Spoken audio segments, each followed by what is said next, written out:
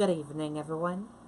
I'm Riley King, and welcome to the Riley King Newscast right here on the Riley King Network. Let's begin. First up, Mayor Governor blasts utilities response to explosion in Massachusetts. Let's take a listen to that video from WMUR News 9, Ray Brewer. Front.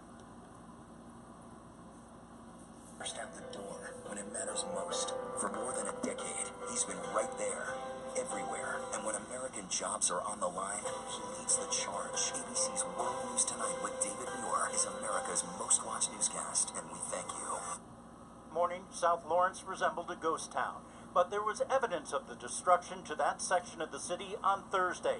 This home on Jefferson Street ripped apart in a natural gas explosion. It's pretty crazy because I just realized how close it is to I literally live like one street over. One man was killed when this house exploded and the chimney collapsed on his car. Another 25 people were injured, most of those described as minor, although some people did have to be hospitalized. There were also 60 to 80 fires in Lawrence, Andover, and North Andover, the three communities impacted. Officials are blaming overpressurized gas lines, but as to exactly how and why that happened, they say that must wait. Once the utilities secure the affected areas, we'll work with the federal government to investigate how this occurred and who should be held accountable. People are not being allowed to go back into their homes unless they've been cleared by the utilities. But even then, they are being cautioned not to take matters into their own hands. If your meter has been shut off, you are not to turn on your meter. You are to call Columbia Gas. In Lawrence, the mayor says they'll clear the densely populated areas first in order to get the most people back into their homes. But he's proud of how his citizens are dealing with this. We had no incidents last night on the street. Everybody paid, a lot of people were walking into their neighborhoods and just to get a pet or something, and they were walking back out without incident. The NTSB, which is the federal agency involved, is expected to have their investigators here in Massachusetts right about now. There are also shelters that have been set up, and officials say those shelters will remain open as long as they are needed. Reporting live in Lawrence, Ray Brewer, WMUR News 9. Okay, and there you go on that video and that report.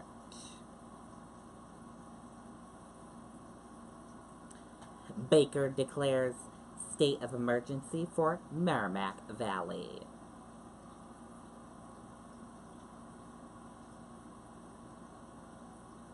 Let's take a listen to some of the press conference. The state is because we got asked by Columbia Gas to do two very important things. First, evacuate everyone. Are you sure? Yes. Are you sure evacuate everyone south of the river? Yes. In Andover, yes, evacuate everyone. So we did it. The second thing they asked us to do was to shut off the power. Are you sure? Shut off the power. Yes, shut off the power. We're not going to shut off the power. Then we're going to shut off the... Finally, we shut off the power. Those are the last two coherent pieces of information we got from Columbia Gas. Everything since then has been obfuscation, and they have not met their mandate. They've promised hundreds of teams of technicians. None have materialized. They have promised that they would get the gas shut off by late tomorrow night, and I think at the pace they're going now, they're going to blow that. They're going to blow that window. To date, we don't know exactly. We just still don't know exactly how many of the homes have been, the gas has been shut off in Lawrence at least, have been shut off, and which need to be. They were supposed to do a strategic neighborhood by neighborhood door knocking effort to shut down the gas in the most dense area, so that with an overlay of national grid maps, so that they could go to a neighborhood, shut all the gas, and then National Grid could just turn on the light in that neighborhood. They didn't do that. And we spent some time with National Grid finding out what those neighborhoods were.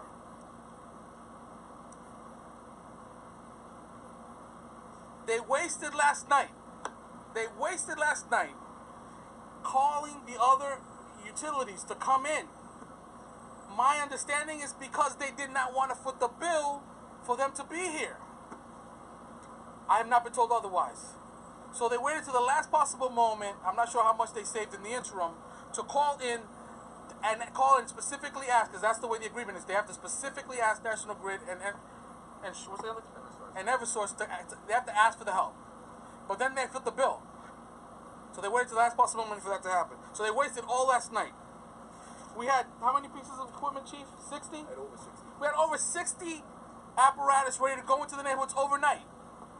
We had to send many home.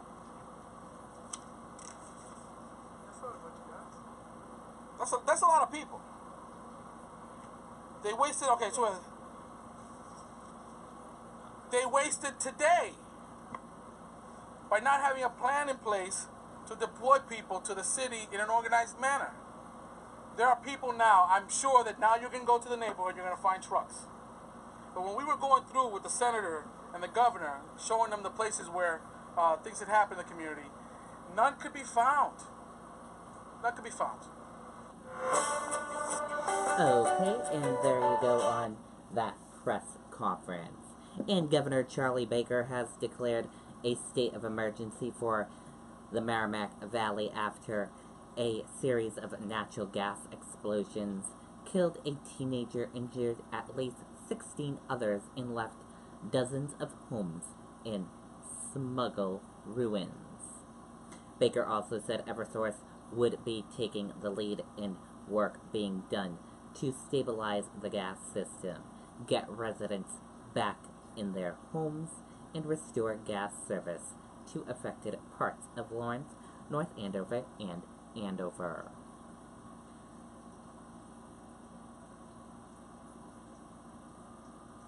And we will stay on top of that story and keep you updated on every minute of it. First case of West Nile virus in horse in Maine confirmed.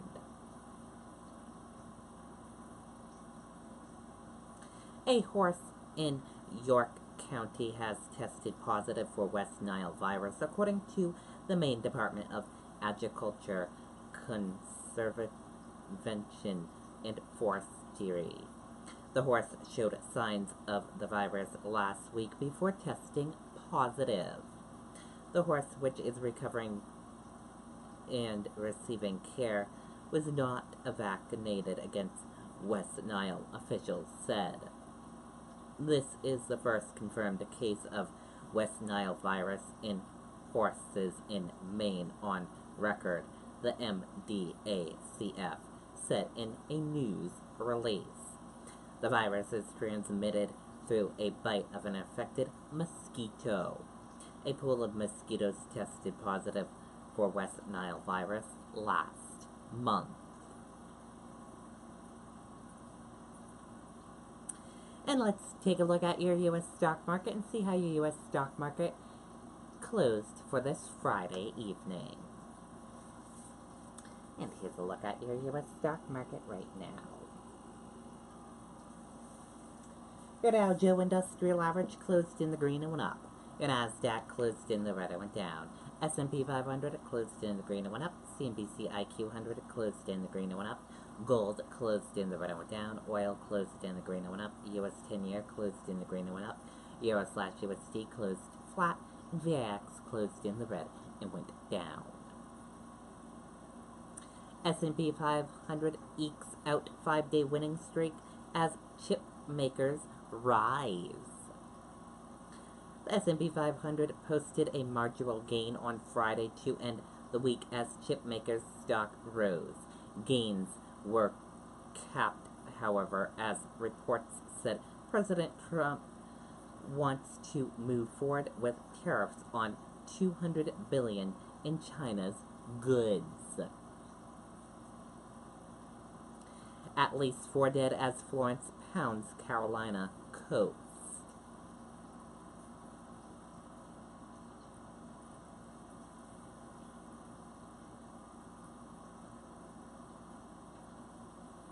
Hurricane Florence plumbed North Carolina making landfall Friday morning with storm surges and wind gusts before contributing to at least 4 deaths. Authorities have confirmed those storm-related deaths, including a mother and her infant child who died after a tree fell on their home in New Haven County, where the storm hit Friday morning with a 105-mile-per-hour gust, the strongest wind in the city since 1958. And that does it for the Riley King Newscast right here on the Riley King Network. I hope you all have a great rest of your Friday night, and I'll see you back here later on this evening for a news report. Good night, everyone. Bye.